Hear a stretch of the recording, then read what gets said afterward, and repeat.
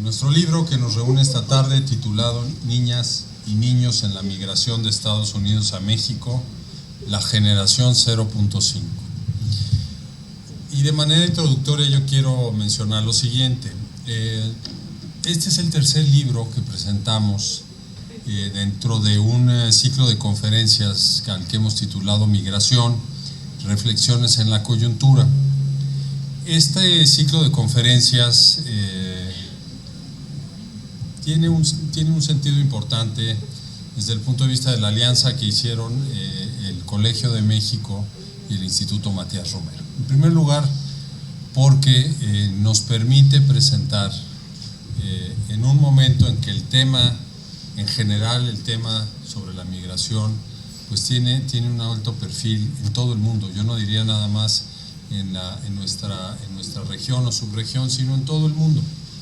Y este ciclo nos permite pues recibir y presentar la obra y las investigaciones con el rigor que caracterizan al excelente trabajo del Colegio de México para, pues primero para presentar los hallazgos de estas investigaciones, para poder reflexionar de manera colectiva entre los que estamos aquí con ustedes y quienes adquieran el libro después también pueden o tienen esa oportunidad, y sobre todo algo que es muy importante, para humanizar el tema de la migración.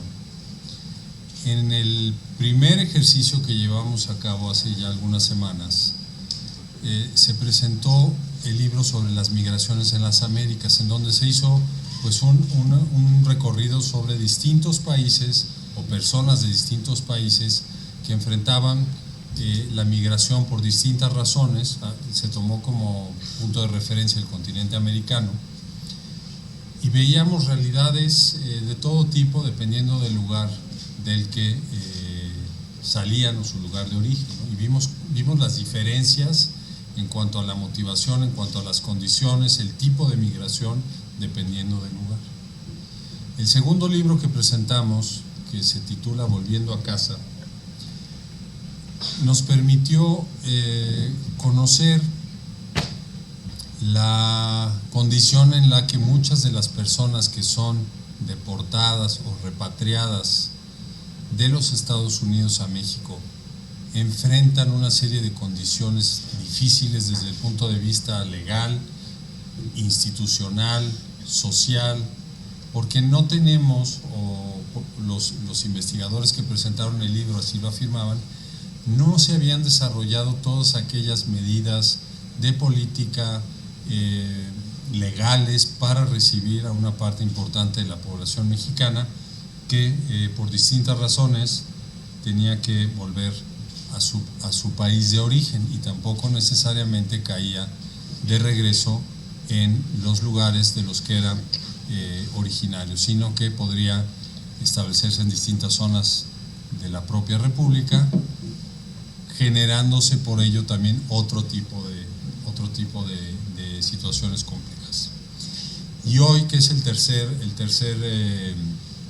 evento de presentación del libro, vamos a escuchar por parte pues de nuestras invitadas y de nuestro invitado, de los coautores, un tema que también es muy importante para la reflexión y sobre todo para la acción, porque es un grupo de la población que los propios autores identifican como un grupo que ha estado invisibilizado desde la política, desde el gobierno, desde la sociedad, porque no es quien ocupa pues gran parte de los contenidos en los medios, ¿no? Que son estos niños, niñas y adolescentes que incluye a la generación 0.5.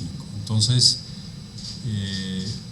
vamos a escuchar que se trata de un grupo poblacional que también presenta circunstancias muy particulares, porque en su gran mayoría fueron o nacieron en México, hijos de padres migrantes mexicanos, y ahora han tenido que volver o tuvieron que volver después de la crisis económica que hubo en los Estados Unidos en 2008, ¿no? y hay un caso muy concreto de un niño que se llama Felipe de Atlisco, ¿no? Que decía que a sus 10 años y de la manera como él lo podía expresar, ya se nota, cuando uno lee un poco la manera como se desarrolló la entrevista, se nota que a su edad ya había asimilado perfectamente las condiciones adversas que tenía que enfrentar la población que no tenía documentos o papeles en los Estados Unidos. Entonces, es una investigación muy completa que abarca varios años y que nos va a presentar una serie de conclusiones sobre cómo estas personas que tienen todo el derecho, como todos los ciudadanos mexicanos dentro de su país, pues todavía encuentran muchos obstáculos, problemas para incorporarse plenamente a la sociedad, y hay ahí por ahí también un tema legal que tiene que resolverse. Entonces,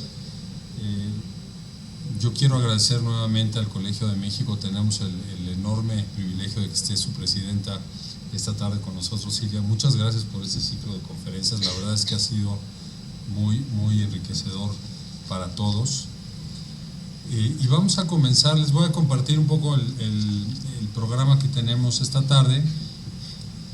Va a intervenir en primer lugar Jill Anderson, después Claudia Masferrer, que está aquí ya a unas cuadras, posteriormente el profesor Víctor Zúñiga, quien es autor del libro, y habrá comentarios de cierre por parte de la presidenta del Colegio de México, tras lo cual abriremos un espacio para preguntas y respuestas por parte de todos los presentes, y al final haremos la rifa de algunas de las obras sobre la cual se va a comentar, y algunas otras del Instituto Matías Romero, pues para que tengan también la posibilidad algunos de ustedes de llevarse el libro sin tener que pagar por él.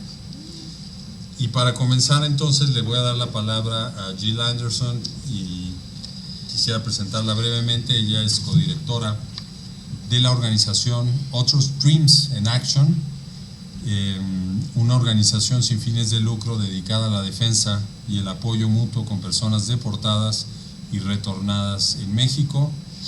Jill es doctora en letras con especialización en literatura estadounidense y mexicoamericana por la Universidad de Texas en Austin. En 2012 comenzó una investigación con adultos jóvenes que regresaron deportados con el apoyo de la Universidad Nacional Autónoma de México, la UNAM. Se desempeñó también como profesora visitante en el Centro de Estudios del Caribe y América Latina en la Universidad de Duke. En fin, Jill sobre todo tiene trabajo en el campo. Le vamos a dar la palabra para que nos comparta un poco de su experiencia. Bienvenida, muchas gracias. Muchas gracias, y gracias a Silvia y Víctor por la invitación de estar aquí. Después de leer el libro entiendo aún más por qué me invitaron, estando con una formación académica, pero ya llevo realmente desde 2014 en un camino de activismo, de base de sociedad civil con los mismos jóvenes deportados y retornados a México. Soy nacida en Estados Unidos y ahora residente permanente aquí en México, y más bien en la Ciudad de México. Y realmente pues ya pude decir felicidades, pero también a Silvia quiero decir felicidades porque veo que es un resultado de 20 años de estudios y de compromiso con niños y niñas migrantes, y se ve y se lee en las páginas, en cada capítulo. Y más de eso, pues yo realmente admiro mucho la manera en que se han construido esta investigación, y pues casi carreras y proyectos de vida.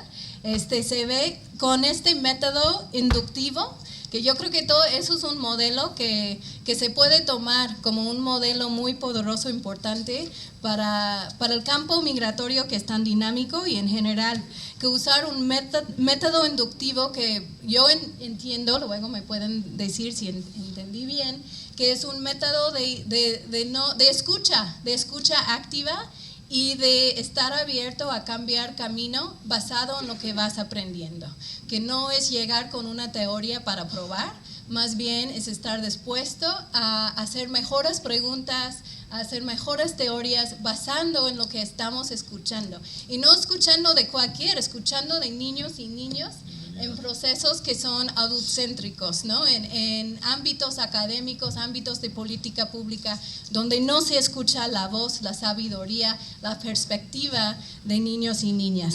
Y también es un trabajo, un resultado de una comunidad de metodologías ecuménicas, que también realmente lo aprecio, lo valoro, yo estando fuera de la academia de manera institucional, y de esas invitaciones de desarrollar conocimiento por diálogo y donde la contradicción se reconfigura como complementariedad.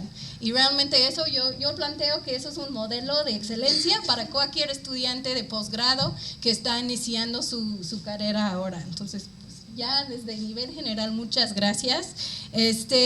Pero también para nombrar generación 0.5, que se ve que se empezó con hace varios años, 2 décadas, con un concepto de niños transuentes, niños que cruzan, niños que tienen una potencial de ser residentes, o sea, aquí, allá, en Estados Unidos o en México, pero resulta ser transuentes en esta circularidad, y luego que se vuelvan alumnos transnacionales, un concepto para describir su relación dentro de escuelas que tanto en Estados Unidos que en México tienen proyectos nacionales por sí, así están configurados y llegan esos alumnos transnacionales que realmente transgresan este proyecto general normativa de las escuelas públicas en los 2 países. Pero ahora resulta de esas entrevistas y caminando con los cambios y las dinámicas de migración, están proponiendo este concepto de la generación 1.5, que es una generación que viene, no sé si conocen, pero se usa en el término de generación 1.5. Si leen el libro van a entenderlo aún mucho mejor, que voy a resumir ahora mismo. Pero la generación 1.5, que es la generación con cual yo entré a labor, es la generación de hijos, hijas de migrantes que no tienen documentos, nacieron en otro país y ya llegan a un país de destino, y en este país, en este contexto de Estados Unidos, no tienen acceso a documentos, pero llegan allí de una temprana edad, llegan allí a las 3 meses, 3 años, 5 años, y allí así crecen en estos proyectos escolares donde hay un proyecto de asimilación a una identidad nacional y una identidad local. Entonces, esto realmente genera un sentido de pertenecer, una identidad, un imaginario que les hace de otro país, aunque no tienen los papeles. Esa es la generación 1.5. Luego tenemos la segunda generación, que son hijos y hijas migrantes nacidos allá en otro país, en este caso Estados Unidos, y ellos en este libro nos dan un término, que eso realmente yo creo que las teorías, el proceso de trabajo académico nos puede siempre ayudar a visibilizar algo que no estaba visibilizado, enunciar algo que no estaba enunciado.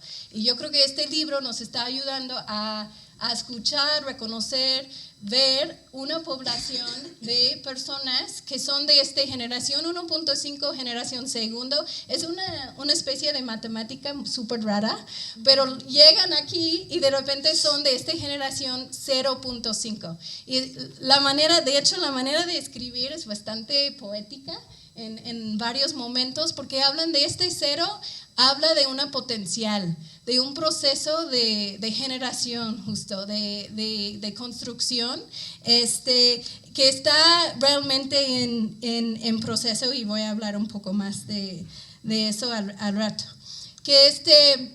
Pero también quiero reconocer, y también lo valoro muchísimo, que esta generación 0.5 no se define por los procesos de legalización, no se define por los procesos de papeles, que muchos estudios de migración siempre es una crítica muy importante, toman las figuras de legalidad como el marco normativo para entender el proceso. Y este libro no cae en esa trampa, que realmente cuando hablamos de la generación 0.5 en México, estamos hablando de una generación que son tantos nacidos en Estados Unidos y están aquí de regreso en México por procesos de retorno muchas veces de sus papás, o son nacidos en México pero crecieron allá o pasaron varios años allá. Entonces es una población que se une, se ve desde una perspectiva binacional, bicultural y bilingüe por sí, y no con una división que realmente es una construcción legal que no les sirve ni les describe a sus realidades. En el libro también pues, nos plantea, yo creo que algo muy útil, tanto de estos procesos de generaciones, de familias, pero también un resumen temporal de esas dinámicas que se ha vivido, empezando con la circularidad previa a las 90s, ¿no? Que eso no voy a entrar en toda esta historia, pero está entendida, ¿no? Que la migración entre México y Estados Unidos se caracterizaba por una circularidad. Luego hubo un periodo de gran migración de las 90s hasta 2005. Después, y eso es clave para cualquier estudio de retorno, que hubo la gran recesión en Estados Unidos, pero realmente global, de 2007 a 2009. Y de ahí se vive tanto un retorno de estratégica, forzoso por razones económicas, por perder trabajos allá en Estados Unidos, que también las deportaciones bajo la administración de Obama, que realmente empezamos a vivir lo que es la gran expulsión desde Estados Unidos hacia México y países en todo el mundo. Estamos hablando de México, pero realmente se habla de una diáspora mundial de esta generación 0.5. Me imagino que se puede aplicar en otros contextos y será importante llevar este estudio a este nivel. El libro también a nivel temporal y luego, y voy a hablar de eso al final, se postulan de manera muy breve, pero casi es el concepto mi favorito, de una nueva circularidad que los mismos niños y niñas están planteando. Y a nivel del resumen espacial o como la geografía del libro, también para mí fue muy interesante esas coincidencias, que quizás no son coincidencias, que empezaron ese estudio hace 20 años, esta perspectiva en Dalton, Georgia. La codirectora de ODA, iban a venir aquí varios, pero yo creo que siguen chambeando ahí en Pochahouse, a unas cuadras de aquí. Ella creció en Dalton, Georgia. De hecho, estamos bromeando, igual Maggie estaba en uno de esos grupos focales que hicieron, porque ella tenía 7, 8 años y estaba estudiando en las primeras públicas de Dalton, Georgia, y ahora ella es retornada aquí en México y es codirectora y cofundadora de la organización en que trabajo.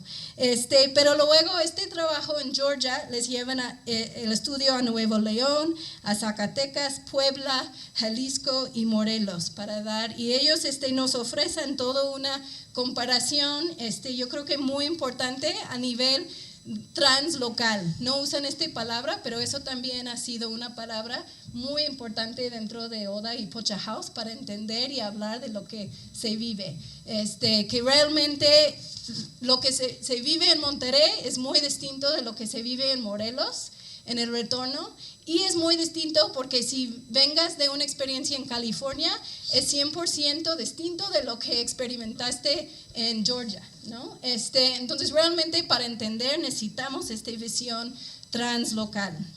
Y eso me lleva, y por favor, si llego a los 15 minutos, sí, que me hacen señales, porque luego puedo hablar de este tema demasiado. Realmente el corazón del libro, que literalmente es, si lo abres a medio, es a medio, que para mí son justo los resúmenes y las citas de los mismos niñas y niñas. Se escucha de Felipe, Gaby, Cindy, David, Beto, José Ángel, Elías, Mari, que son nombres, no son sus nombres actuales, pero ellos nos dan las narrativas como ellos y ellas estaban narrando sus vidas en las entrevistas orales, conversaciones, pero también por escrito, en encuestas escritas que ellos respondieron.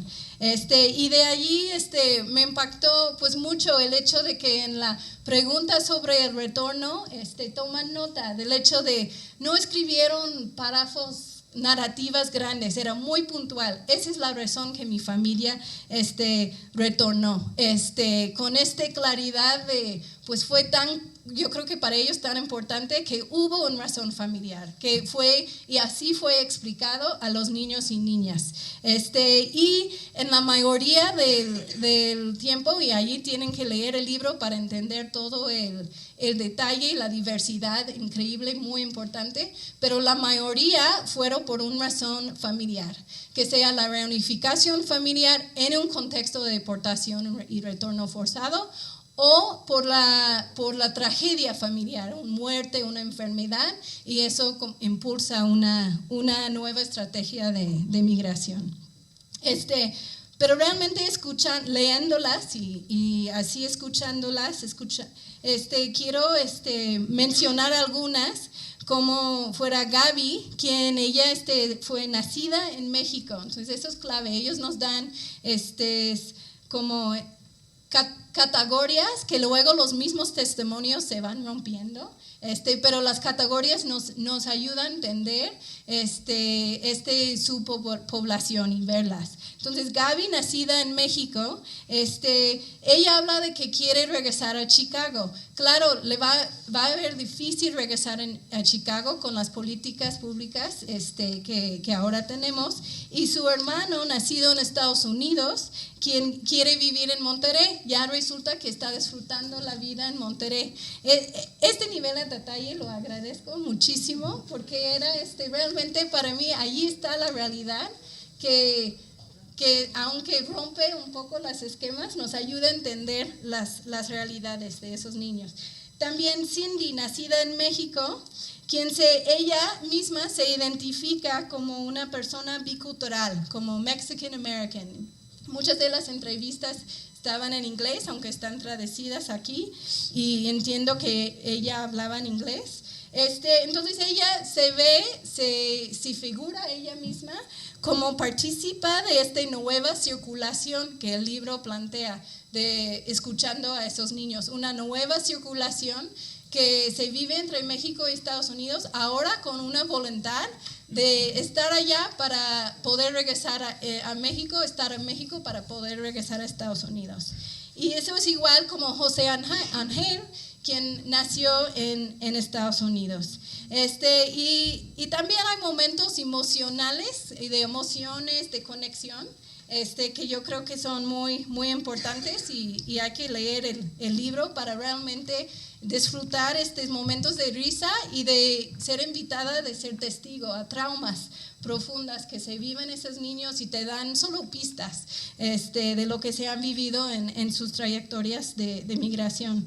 Pero al final, y para concluir, quiero hablar un poco de las políticas públicas y las implicaciones de esas perspectivas de niños para las políticas públicas, que pues nosotros los adultos tenemos una obligación de ir imaginando y construyendo con ellos y ellas, en el mejor de sentidos. En ese sentido, pues a escuelas, el libro plantea que esos niños no abandonan a las escuelas abandonan a ellos y ellas, y eso se ha vivido en nuestra comunidad en ODA también.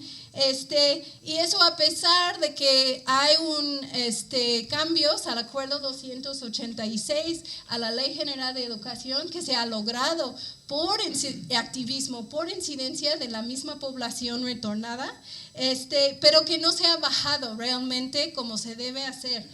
Todavía nos llegan casos donde niños no pueden acceder, aunque ya existe a nivel de ley, ya hay herramientas para hacer más flexible, más ágil el acceso a la escuela, y no están usándolos. ¿Por qué? Y yo creo que ellos hablan de que no hay una cultura, no hay un protocolo, una política pública de bienvenida dentro de la SEP, y se puede preguntar dentro de la misma cultura de la sociedad mexicana, ahora en este nuevo momento en que estamos tanto de la migración de retorno que la migración de destino de niños de otros países. También el derecho de binacionalidad, se habla de este derecho, que muchos de esos niños lo tienen, pero también no se puede ser dado, que lo disfrutan, que hay demasiados niños y niñas estadounidenses que se viven una especie de ser sin documentos aquí en México, que no pueden adquirir su documento de inscripción a la nacionalidad mexicana, siendo hijos y hijas de papás mexicanos. Y realmente allí está puesto el camino fácil para el gobierno. Yo no entiendo por qué ha sido tan difícil hacerlo, que realmente es solamente adecuar la ley, el Código Civil Federal, para que se cumple con el artículo 30 de la Constitución, para que no hay ninguna barrera burocrática para poder acceder a este derecho de binacionalidad. La única, ahora tienes que mandar por una postilla, es todo un proceso, cuesta, muchos no pueden hacer, los mismos registros civiles no saben, y solo tienen que otorgar validez a la acta de nacimiento de mamá y papá. Están así de fácil, pero todavía no existe a nivel de reglamento. Y eso es un ejemplo de cómo podemos caminar. Más allá de eso, y así realmente sí termino, que realmente en ese momento de crisis, como el libro termina con mucha esperanza, con mucha visión, tomando toda la resiliencia y la visión de esos niños y niñas, que luego me hizo pensar en las historias de los Dreamers y otros Dreamers en Estados Unidos, que viven con esta visión, este anhelo, este sentido de yo sí puedo, voy a construir mi vida con lo que tengo, y llegan a los 15, 16 años y boom, el master status que habla Roberto González, el estatus de ley, les niegue a vivir en sus vidas de adultas toda esta visión. Y yo espero que podemos caminar con esta generación 0.5 para que pues eso no pasa a muchos menos, que realmente puedan lograr lo que quieren lograr, que es una nueva circularidad, una movilidad con derechos y recursos de no explotación que ellos están diciendo, y hacerlo tanto por proyectos que por políticas públicas, que quizás vamos a escuchar, pero yo creo que eso es importante, que nosotros tomamos la responsabilidad de hacer esos proyectos y crear este mundo que ellos mismos están hablando y enunciando, y nos toca escuchar. Entonces, con eso, muchas gracias. Muchas gracias, Jill. Muchas gracias por esta intervención. Estamos seguros que vamos a escuchar todavía algunos ángulos sobre la obra, y en el intercambio de puntos de vista con el público también vas a tener espacio para explayarte sobre alguno de los temas que tú desees. Quiero agradecer a los que se están incorporando a la sesión. Bienvenidos a los funcionarios que hay de Cancillería también, y especialmente darle la bienvenida a la doctora Claudia Masferrer, quien se incorpora con nosotros. Gracias por estar aquí. A veces no es tan fácil llegar a esta zona de la ciudad, pero pues doblemente apreciamos tu presencia esta tarde aquí. Le vamos a dar la palabra, no sin antes presentarla. Ella, la doctora Masferrer, es profesora investigadora en el Centro de Estudios Demográficos Urbanos y Ambientales del Colegio de México, donde coordina el seminario Migración, Desigualdad y Políticas Públicas. Es doctora en Sociología por la Universidad de McGill, maestra en Ciencias en Estadística por la Universidad de Texas en Austin, y también licenciada en Matemáticas Aplicadas por el Instituto Tecnológico Autónomo de México, el ITAM. Su trabajo de investigación conjunta teorías demográficas y sociológicas de los estudios de la familia, la migración y las relaciones étnico-raciales. Sus líneas de investigación se centran en la intersección de la migración, la integración de inmigrantes y las dinámicas familiares y cómo las políticas públicas median estos procesos. Sus proyectos buscan contribuir a la comprensión de Norteamérica como una región de emigración, inmigración, tránsito y migración de retorno también. Te damos la palabra, doctora. Muchísimas gracias por estar aquí de nuevo. Muchísimas gracias por la invitación. Siempre es un gusto venir al Instituto Matías Romero. Llegué tarde porque tuve una infracción de tránsito en la República del Salvador, a la altura del instituto, pero en fin, es carril confinado del Metrobús. Pero bueno, iba a llegar temprano. Si vienen en coche, no lo hagan, no entren por República del Salvador, aunque les digan que sí se puede pasar.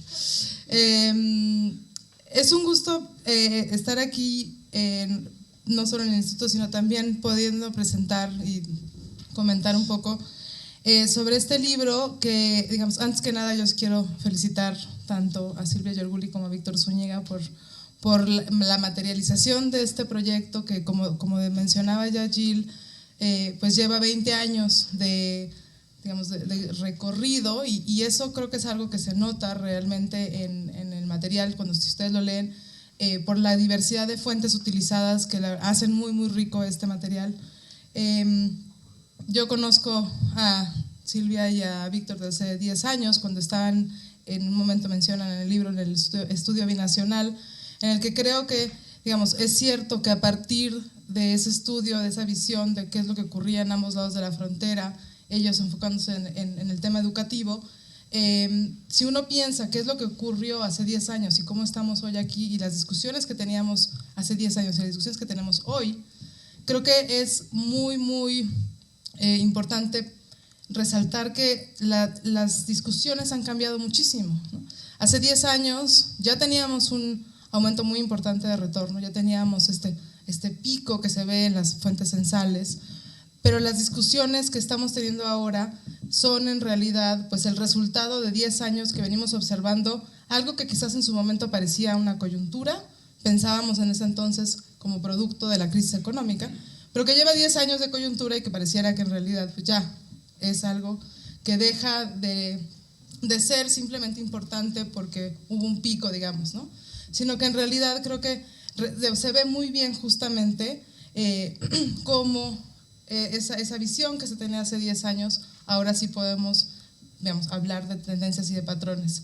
Y que se ve materializado justamente por este estudio de larga data. Si yo empecé a estudiar migración y retorno también hace 10 años, y en ese entonces, como decía, estábamos preocupados por el aumento que se estaba empezando a ver con el censo de 2010, y veníamos en realidad de un descenso de la circularidad, ¿no? Pero veníamos de una discusión también de cómo medir el retorno que sigue hasta la fecha, y se puede ver en el proyecto, en el libro, pero ya estábamos tratando de explicar de qué se daba ese aumento, ¿no?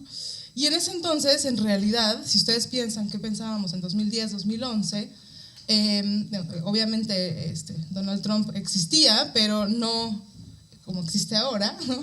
Y Obama también tenía una discusión, una existencia muy, muy distinta, ¿no? En los estudios migratorios, en las relaciones internacionales. Hace 10 años pensábamos todavía en esta esperanza que nos daba, si uno piensa en la campaña de Obama, de la esperanza, del hope, era, digamos, la población, tanto en Estados Unidos y en México, tenía una esperanza puesta de una manera muy distinta.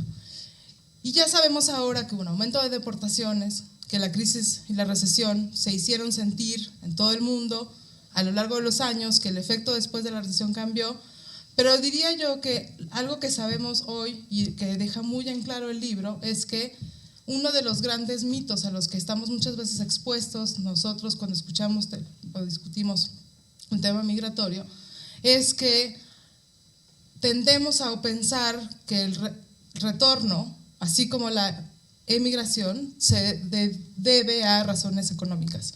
Y diría yo que es uno de los grandes mitos de la migración en general. ¿Okay? Y también seguramente han escuchado muchas veces que la migración es multicausal, ¿no? Hay muchas razones que explican el movimiento. Y esto es cierto tanto de ida como de vuelta. ¿Okay?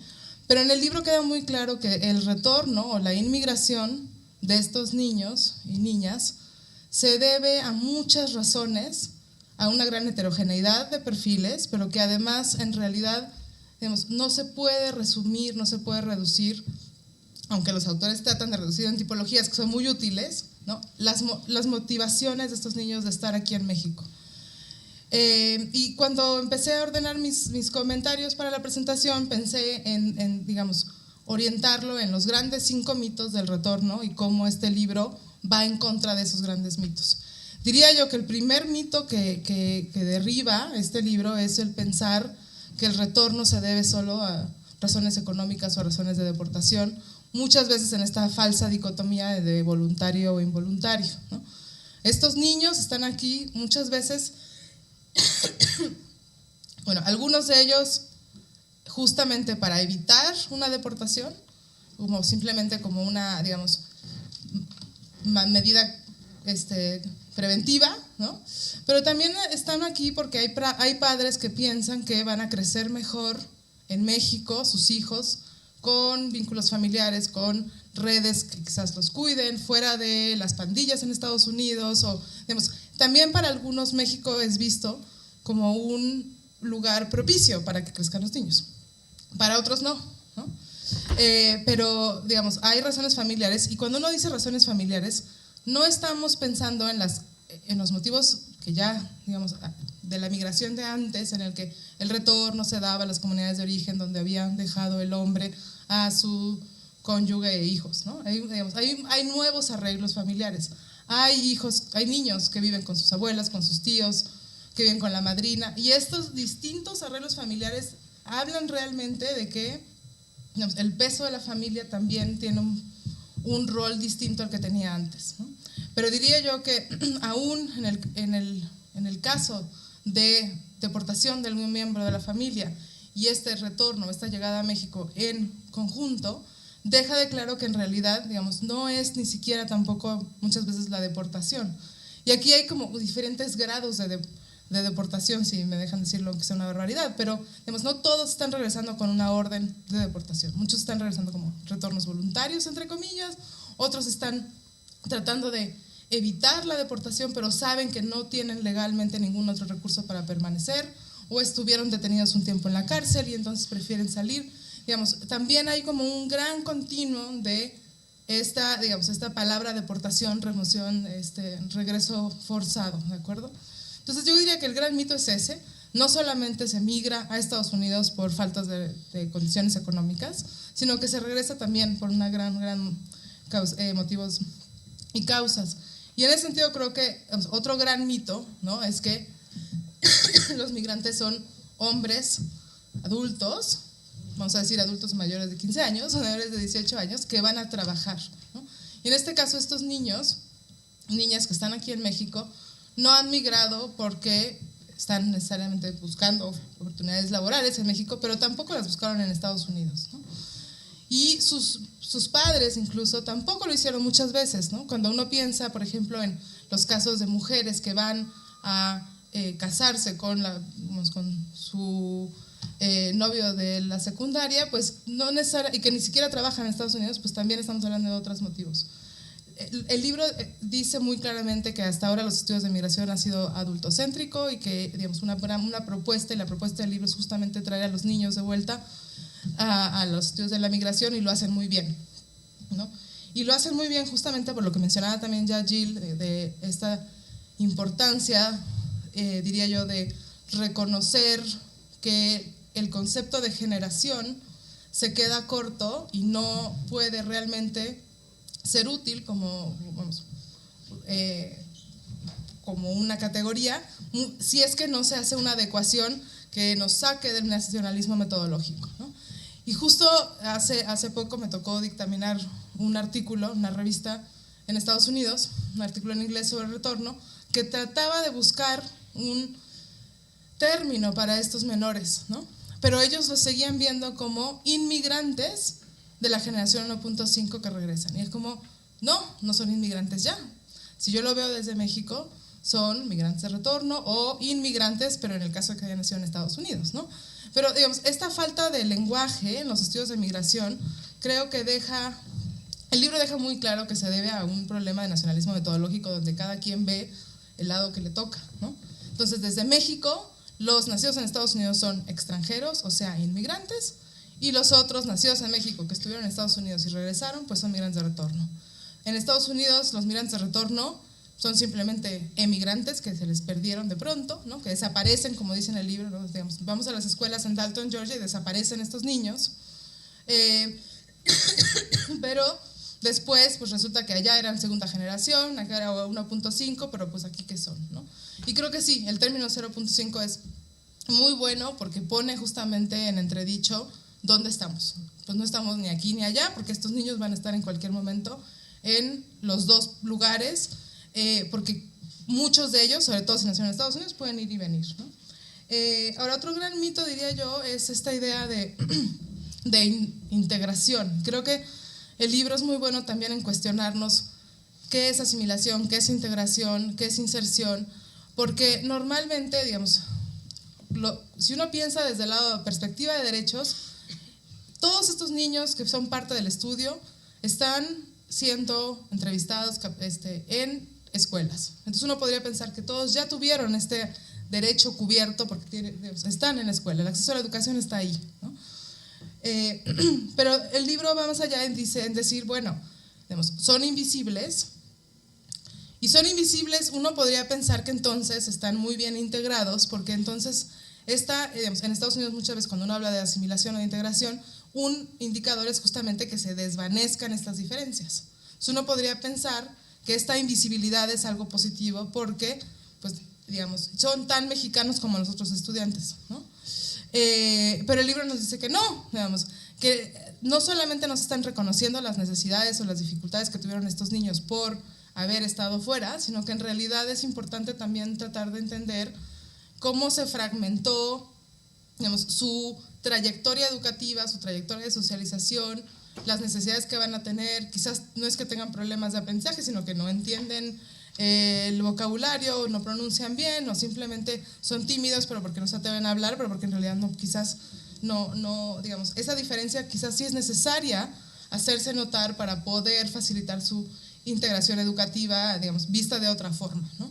Entonces creo que ahí, digamos, este mito de que la falta de diferencia es un indicador de integración es algo que deja el libro muy claro, ¿no? Ahora, digamos, hablando justamente en esta idea de socialización fragmentada que el libro hace, algo que deja muy claro es que hay niños que tienen muchísimas interrupciones, ¿no?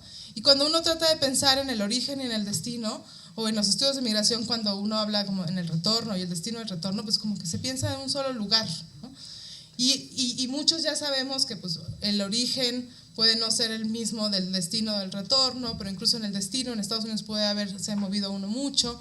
Y entonces todas estas implicaciones de movimiento múltiple y digamos, trayectorias interrumpidas, creo que nos llaman a la atención de decir, bueno, es que aquí no queda muy claro ni cuál es el origen ni cuál es el destino. Entonces quizás estos conceptos, estos digamos, que siempre usamos, son, en muchos casos, sobre todo en los niños, pueden ser digamos, complicados y además no tener no darnos mucha información, ¿no? Cuando en realidad quizás nos interesa dónde estudió, por cuánto tiempo, qué años cursó en otro lugar, el contenido de los aprendizajes en estos lugares y no necesariamente de dónde viene o a dónde va.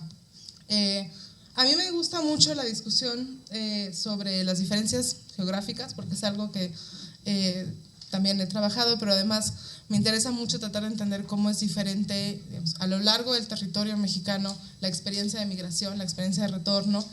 Y creo que es claro que, digamos, hay estados como Zacatecas y Jalisco que sabemos que son tradicionalmente expulsores y donde hay una gran cantidad de estudios, pero, digamos, bueno, Víctor Zúñiga y sus colegas llevan mucho tiempo trabajando en Nuevo León, hay estudios de Nuevo León que hacen notar un estado, digamos, diferencias propias de ubicarse, un estado fronterizo, distinto a Baja California, donde también hay una gran cantidad de estudios migratorios que, digamos, tienen una dinámica muy distinta, ¿no? Y creo que Monterrey es realmente un sitio interesante y que necesita explorarse más en esta idea también de comparar con estados en el norte. Pero el caso de Puebla es fascinante porque Puebla es un estado que muchas veces se considera como un estado relativamente nuevo en la migración, pero que en realidad también tiene comunidades con una muy larga historia migratoria que en realidad se parecen también mucho a comunidades en Jalisco o en Zacatecas, justo porque hay una gran trayectoria migratoria. Y en el caso de Morelos, digamos, como que se conjuntan todas estas diferencias y tiene una dinámica diferente también, que creo que resalta también mucho el hecho de que no es lo mismo, y se menciona mucho en el libro, no es lo mismo estar en Monterrey o estar en Morelos, pero incluso estando en Nuevo León hay diferencias entre las comunidades rurales y las comunidades urbanas, y el caso de Puebla creo que es un caso muy interesante en ese sentido. Ya vi que llevo 15 minutos. Yo quiero hablar, o sea, retomar un poco la idea, yo, digamos, no sé, igual, yo sé que ustedes vienen de diferentes disciplinas, quizás también de diferentes experiencias, pero creo que otro de los grandes mitos es pensar que la migración siempre es de sur a norte, ¿no? No solo el retorno, sino la inmigración de extranjeros hacia México deja muy claro que la migración también puede ser de norte a sur, y creo que es algo que definitivamente se va a explorar más. Pienso yo en, por ejemplo, el retorno de Venezuela hacia Colombia, ¿no? O el retorno mismo de Estados Unidos hacia El Salvador, que ya se ha estudiado, pero no sabemos realmente qué está pasando con estos menores nacidos en Estados Unidos o estos menores nacidos en El Salvador que estudian en Estados Unidos y regresan. Entonces creo que este libro también sirve para plantear nuevas preguntas de investigación en nuevos contextos. Una de ellas muy sencilla sería, ¿qué pasa en otros contextos también donde hay retorno desde Estados Unidos o donde hay inmigración desde Estados Unidos? Pero también creo que puede poner, digamos, el punto en estos diferentes conceptos que mencionaba, diferentes teorías que van a ser definitivamente muy importantes. Una de las razones por la que me entusiasmaba venir al Instituto Matías Romero también a presentar el libro es que, digamos, creo que deja muy claro que estos niños, sobre todo los nacidos en Estados Unidos, al ser dobles ciudadanos, pues evidentemente va a plantear necesidades de diálogo entre ambos gobiernos, diría yo, ¿no? Entonces, en los ámbitos en los que hemos hablado esto, por ejemplo, con ex embajadores o con embajadores de México en Estados Unidos y al revés, siempre va a ser una población que va a captar la atención de ambos gobiernos y donde hasta ahora, diría yo, se ha hecho poco, ¿no?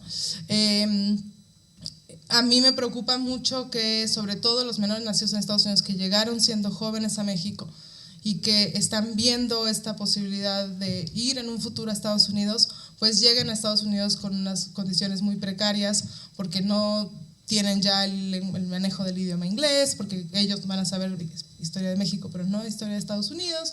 Y entonces también pensar que, digamos, es cierto que va a haber una nueva circularidad, es cierto que muy probablemente muchos de ellos vayan y vengan, pero también creo que si no se atiende esta población, va a ser una población que va a ser muy vulnerable en Estados Unidos y en México quizás va a ser tan vulnerable como la población mexicana, pero en Estados Unidos creo que sí podría enfrentar muchos retos y estamos a buen momento, aun cuando ya tenemos muchos años de que estos niños llevan aquí en México, digamos, desarrollando sus vidas y socializándose en el sistema educativo mexicano. Estamos a tiempo también para que se les ponga la atención necesaria para de alguna forma ver cómo se podrían integrar correctamente a la sociedad estadounidense, si es que en algún momento deciden migrar, que lo pueden hacer en cualquier momento, ¿no? Voy a dejar ahí mis comentarios, pero sí creo que, digamos, obviamente invito a todos a leer el libro, pero creo que digamos, hay una riqueza muy importante en cuanto al análisis, a las tipologías, lo que les decía, hay diferentes datos utilizados, entrevistas, encuestas, digamos, entrevistas con directores que son muy interesantes y se dedican al tema educativo. Digamos, los testimonios de los profesores y de los funcionarios de las escuelas son muy interesantes, pero también digamos, el uso del censo, de la encuesta intercensal, hace que el libro presente de una manera muy completa, con datos complementarios, la realidad de esta población, que es una población que se ha estudiado relativamente poco en México, pero creo que, digamos, no solamente en número es una población importante, sino que también pone en entredicho qué va a hacer México como país receptor de migrantes, muchos de los cuales son dobles ciudadanos y son connacionales nuestros y son miembros también, digamos, familiares de connacionales que regresan. Así que definitivamente es una población muy interesante que va a abrir muchas preguntas en el futuro. Muchas gracias.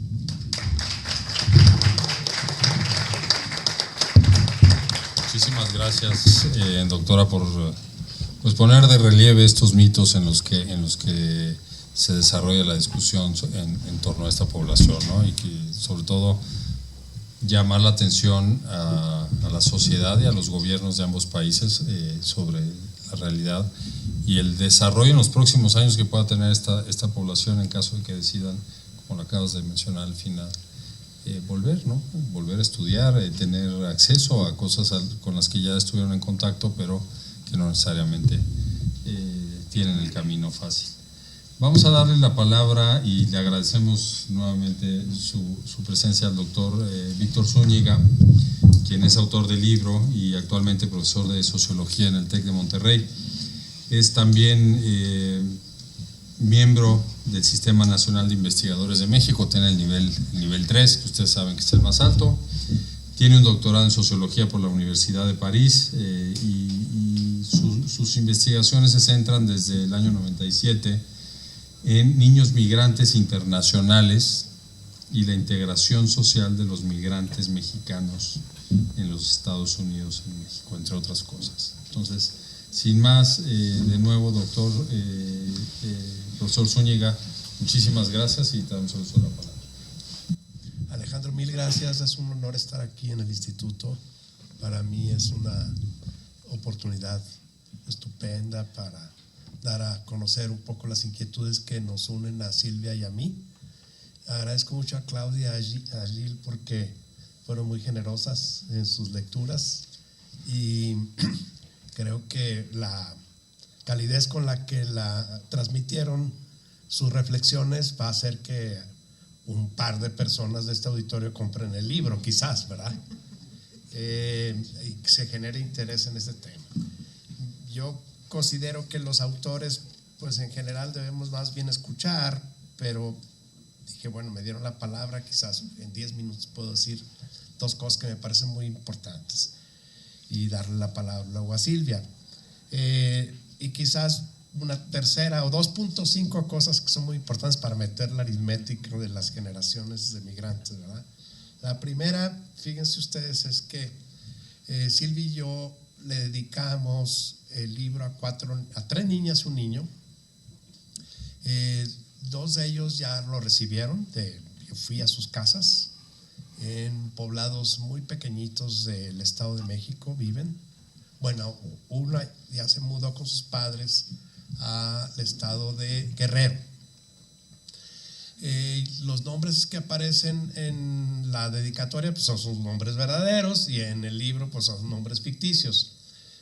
Las reacciones de ambos, eso ya me toma unos pocos minutos. Beto, que vive verdaderamente en un poblado muy pequeño, ya no es un niño. Cuando nosotros lo conocimos tenía 13 años en el estado de Morelos. Él es un caso extraordinariamente complejo porque llega a Estados Unidos como 1.5 y a Santana, California, y en realidad es un niño californiano, es un muchacho californiano.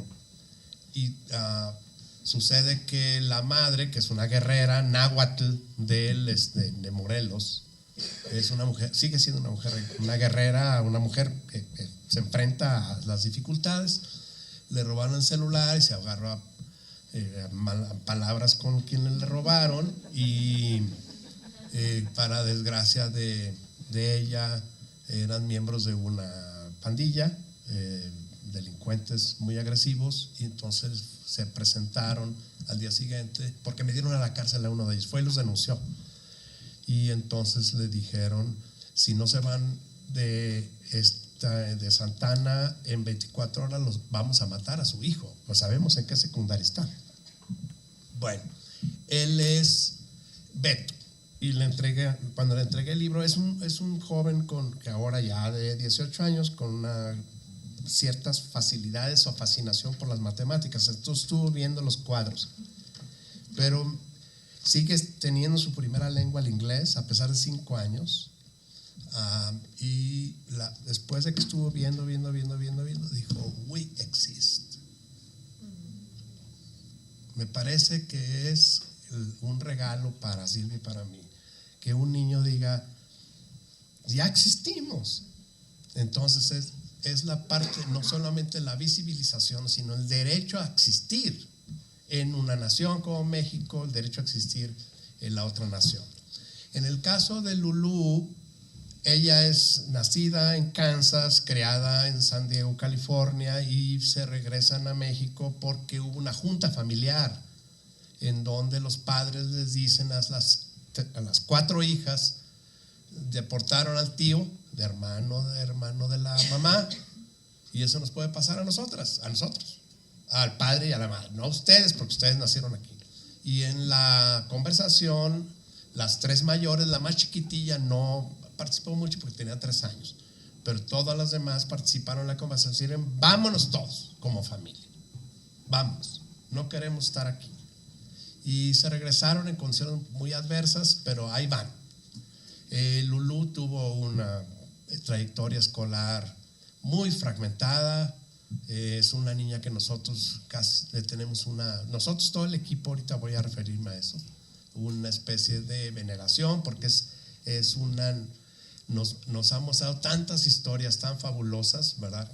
Entra a la secundaria Zacatepec, primero secundaria, le dan la clase de historia, le ponen un examen de historia, la maestra de historia, y el examen eran unos dibujos de héroes nacionales en donde tenía que poner abajo quién era, Miguel Hidalgo, Morelos, todos los que nosotros sabemos, ¿verdad? Pero ella nunca había visto a ninguno de esos, pero dijo, ya está, ya encontré por lo menos 2. Estaba Hernán Cortés y le puso abajo British, y estaba Cuauhtémoc, imagínense nuestro Cuauhtémoc, que es nuestro héroe, casi la cervecería Cuauhtémoc, Monterrey, le puso Indian, y ella estaba segura que por lo menos tenía atinado a 2.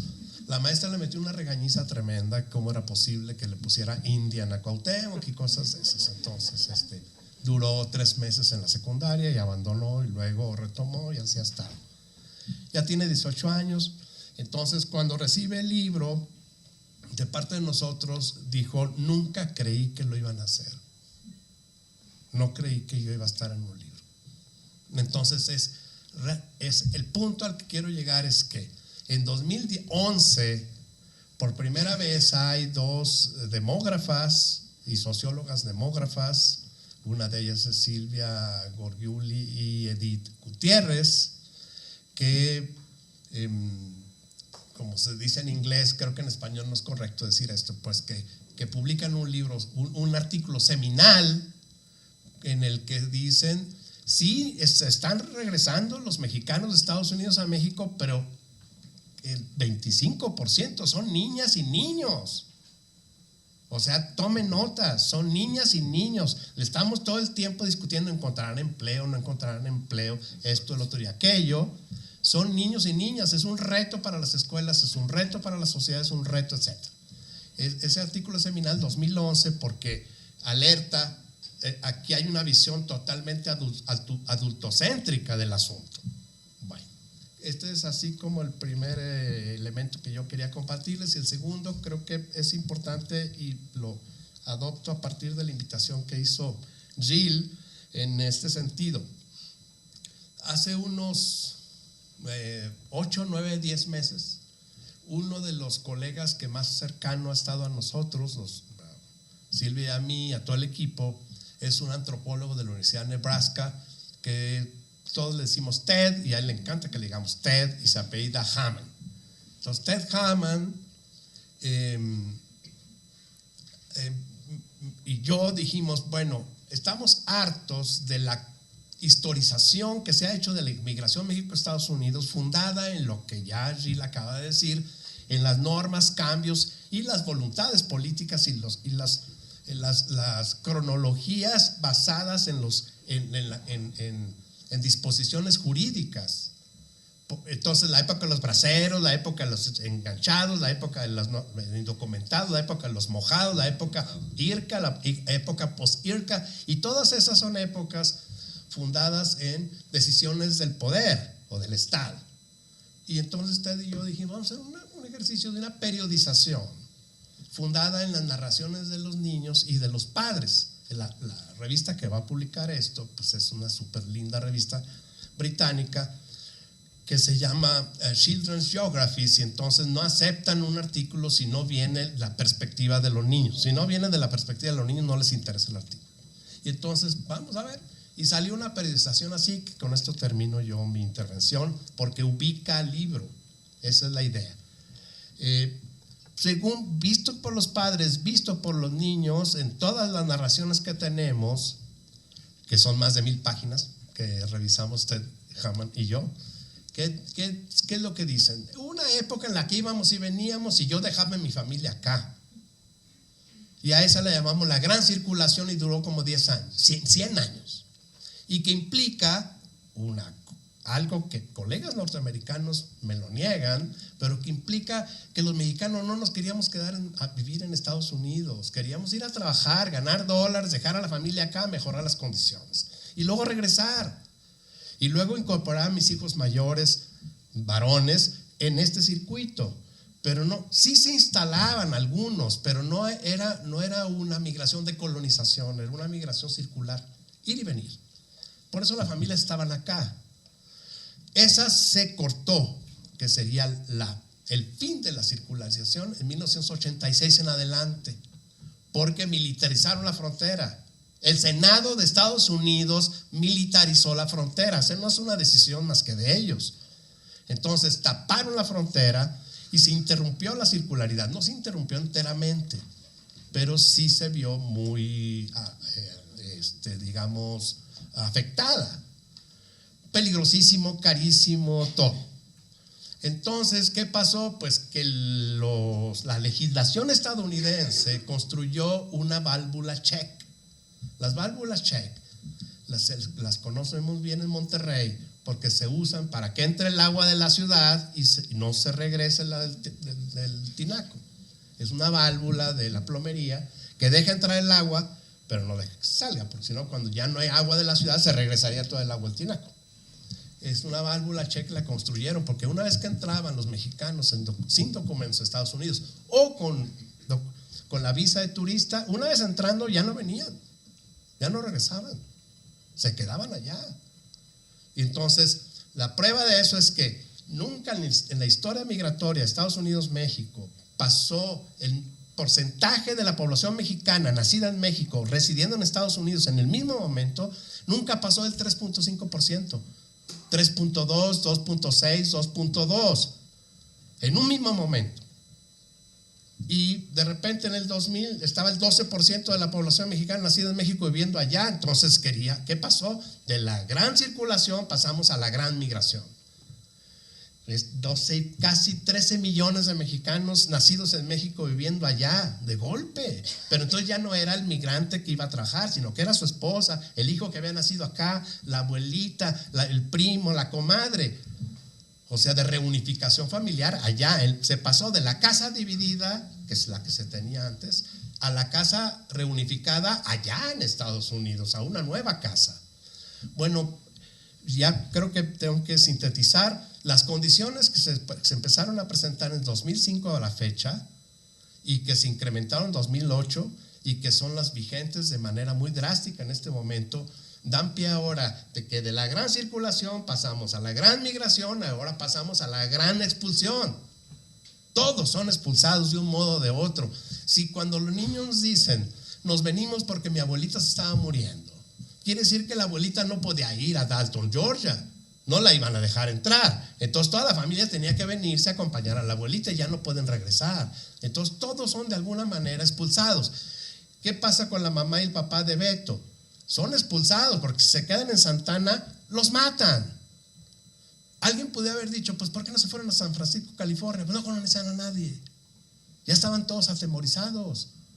Se regresaron, etcétera. Entonces, de la gran circulación a la gran migración, a la gran expulsión, todos estos niños y niñas, todas estas niñas y niños, son los hijos y las hijas de la gran migración y de la gran expulsión.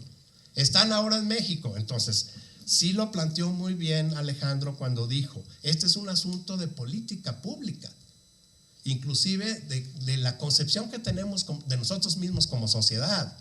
Tenemos que pasar de los protocolos nacionalistas que caracterizan, y que Gil tenía ganas de decir más cosas, de estos protocolos decimonónicos nacionalistas, tenemos que pasar a protocolos de bienvenida y luego a protocolos de desnacionalización de nuestras perspectivas, porque son doble nacionales. Si tengo un poquito de chance, le voy a plantear a Claudia, los papás están haciendo cosas para que no pierdan su biculturalidad, no todos, pero muchos lo están haciendo. Bueno, mil gracias por su atención.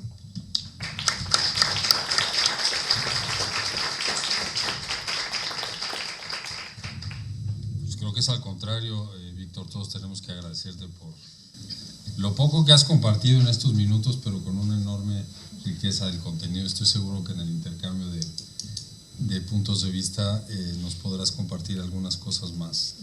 Vamos a darle la palabra a Silvia, la presidenta del Colegio de México, para que haga la intervención final en este segmento del evento.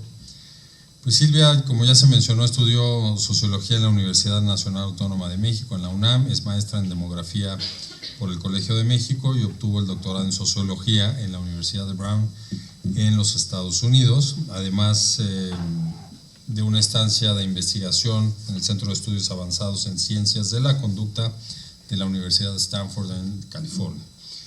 Es miembro del Consejo Consultivo de la Política de Migración, del Consejo Consultivo de UNICEF en México, del Consejo Consultivo Ciudadano para la Política de Población, del Science Advisory Committee, del International Institute for Applied Systems Analysis y del World Commission on Forced Displacement, entre otros. Asimismo, participa como investigadora en el proyecto de migración mexicana con la Universidad de Princeton, la Universidad de Guadalajara y la Universidad de Brown. Tiene una currícula muy amplia y muy extensa, pero nos vamos a beneficiar en esta tarde de sus comentarios, de lo que nos quieras transmitir respecto de la manera en que se fue construyendo esta obra y de gran parte de los hallazgos que ya hemos escuchado, y sobre todo qué tendríamos que hacer, qué debe hacer la sociedad, los gobiernos, no solo los gobiernos nacionales, también los gobiernos locales, que son quienes pues tienen la responsabilidad de prever una serie de servicios a partir de los derechos que tienen las personas. Silvia, muchísimas gracias de nuevo por estar aquí. Gracias, Alejandro. Pues ya casi no me dejaron nada que decir. Pues quiero empezar agradeciendo al Matías Romero. Como ya decía Alejandro, esta es nuestra tercera sesión. Para nosotros desde el Colegio de México es un gusto tener este espacio de acercamiento de aquellos que no van hasta el sur profundo, sino que están acá en el centro de la ciudad, y es un espacio de interlocución diferente. Entonces, por eso agradecemos mucho la oportunidad. Ya tenemos programadas otras sesiones. Viene el libro de Pablo Yankelevich sobre... se llama Los Otros, y es sobre la política de migración 1900-1950, con muchos detalles personales, porque está basado en parte de la investigación en un archivo personal de alguien que fue comisionado de migración en esa época. Y otro de Claudia, que no sé cuándo vaya a salir, pero lo voy a mencionar porque ya el de geografía del retorno, dado que tú mencionaste el tema de geografía. Entonces, bueno, esos son algunos de los que vienen. Yo tenía varias ideas, pero como para no repetir, espero no ser muy dispersas, las voy a reorganizar. Primero, quiero decir que para mí ha sido un placer trabajar con Víctor. Víctor Zúñiga es muy generoso. El libro tiene un componente mayoritariamente cualitativo y esos 20 años de investigación es pues el trabajo pionero de Víctor junto con Ted, con otros del equipo, de ir a las escuelas, de ubicar y de empezar a entrevistar a niños en México y en Estados Unidos vinculados de alguna manera a la migración, ¿no?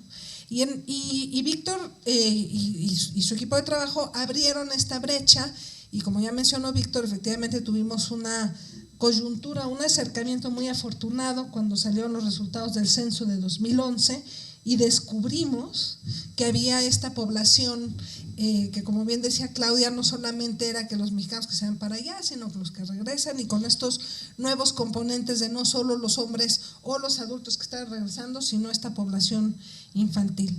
Y para mí, una de las experiencias del trabajo con Víctor, yo soy demógrafa, trabajo mucho con censos y encuestas. Entonces, bueno, esta posibilidad de tener una mirada cruzada entre lo cualitativo y lo cuantitativo, creo que para mí ha sido muy enriquecedor. Yo creo que dentro de todo lo apasionante que es estudiar la migración, una de las cosas que yo he aprendido es que uno no puede verla desde una sola disciplina, ni desde una sola visión, ni nada más desde la ciencia política o las relaciones internacionales o la sociología o la antropología, sino que, o la economía, cada visión va aportando para ir armando pues una fotografía inexacta, porque pues no nos acercamos, pero que nos permite comprender mejor y que además es indispensable para lo que mencionaba Alejandro, que es poder llegar a la propuesta de políticas. Ya se habrán dado cuenta por la intervención de Víctor que la parte más poética del libro se la debemos a Víctor, ¿no?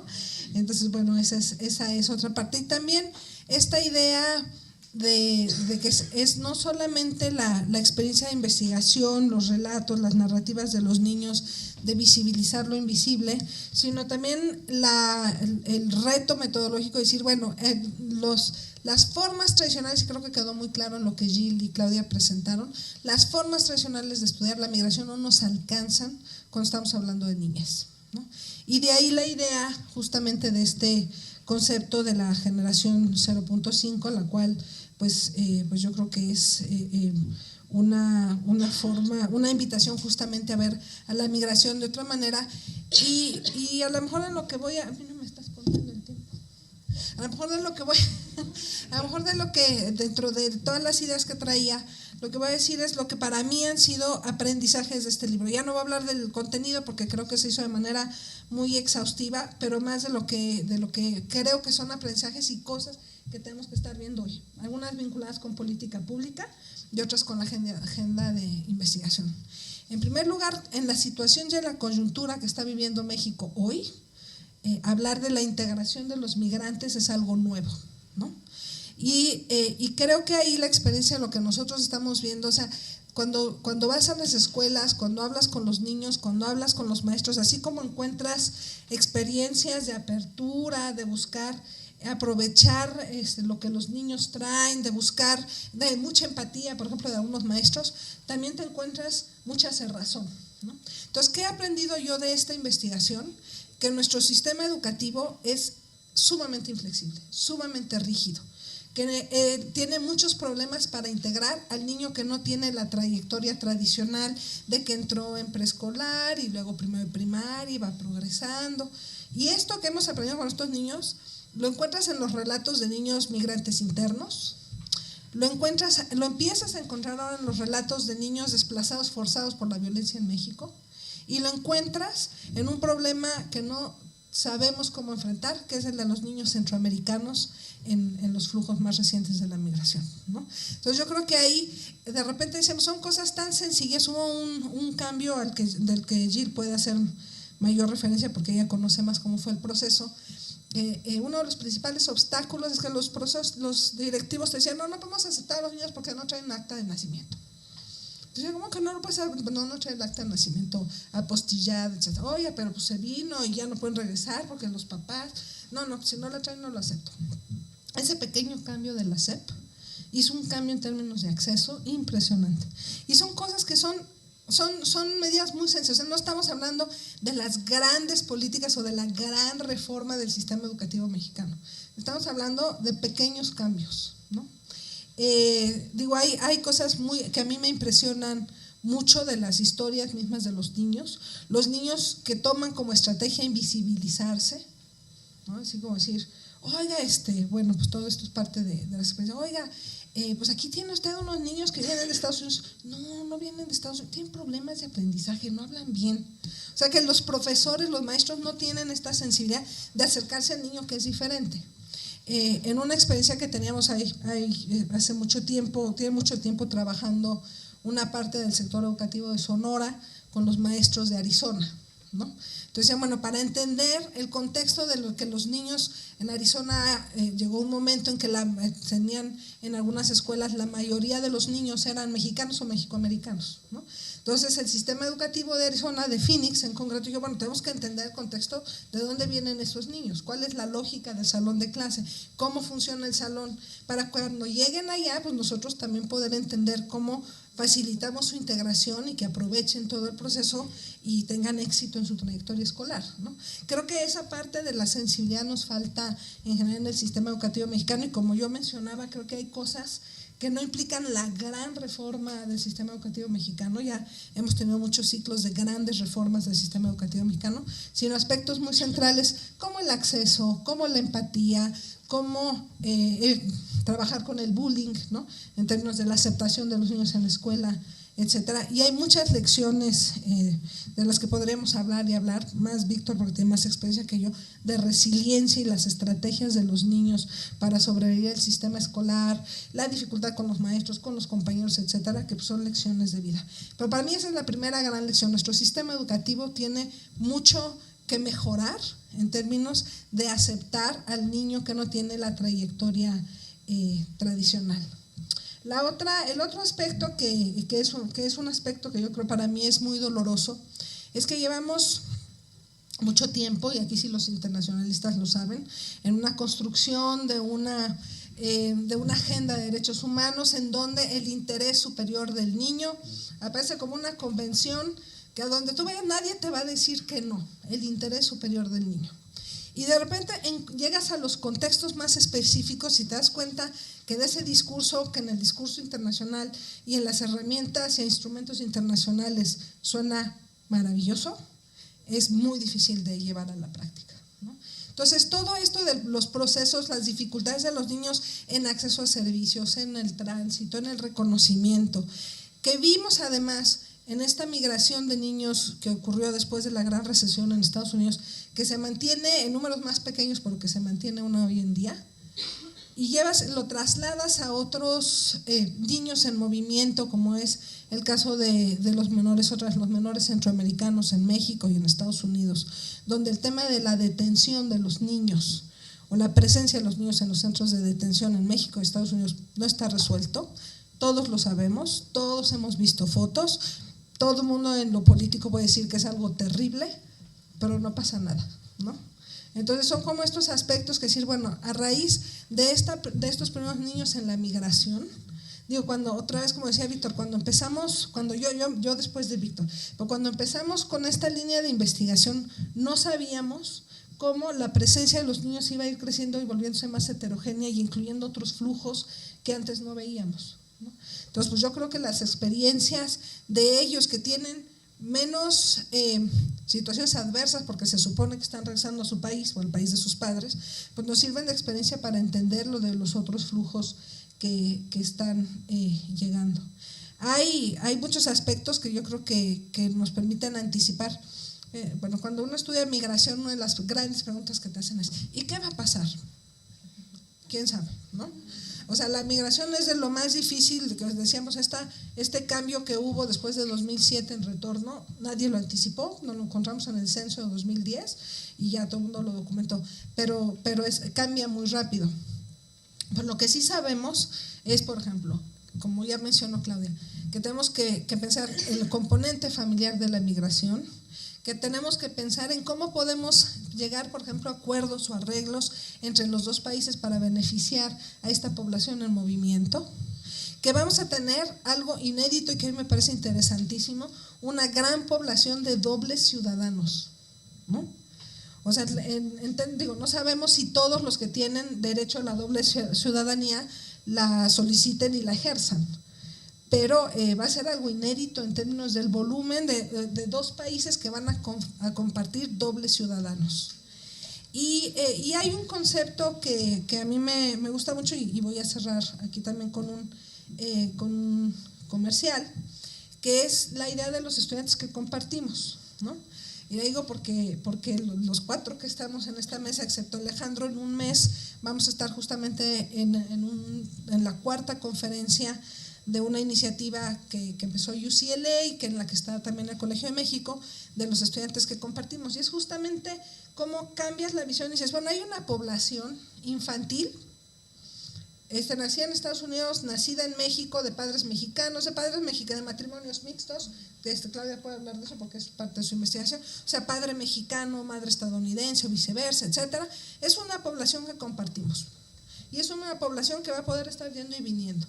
Y es una población entonces donde la responsabilidad de su trayectoria educativa pues les toca a los dos países, ¿no? Y a eso puede sumar la otra población móvil que encontramos ahora y que es emergente. Entonces, bueno, como verán, es un tema pues que nos apasiona. Yo podría seguir hablando sobre las experiencias, pero creo que prefiero pues también que haya preguntas por parte del público. Nada más quiero pues cerrar agradeciéndole a Alejandro y a Paulina por este ciclo, a Jill y a Claudia por los comentarios, a Víctor pues por la oportunidad. Debo decir que él fue el que se acercó y dijo, hagamos algo juntos, ¿no? Entonces, bueno, pues por la iniciativa, a Irving también por el apoyo, y pues que valoramos mucho el tener estos espacios para hablar de lo que estamos haciendo y compartirlo con ustedes. Muchas gracias.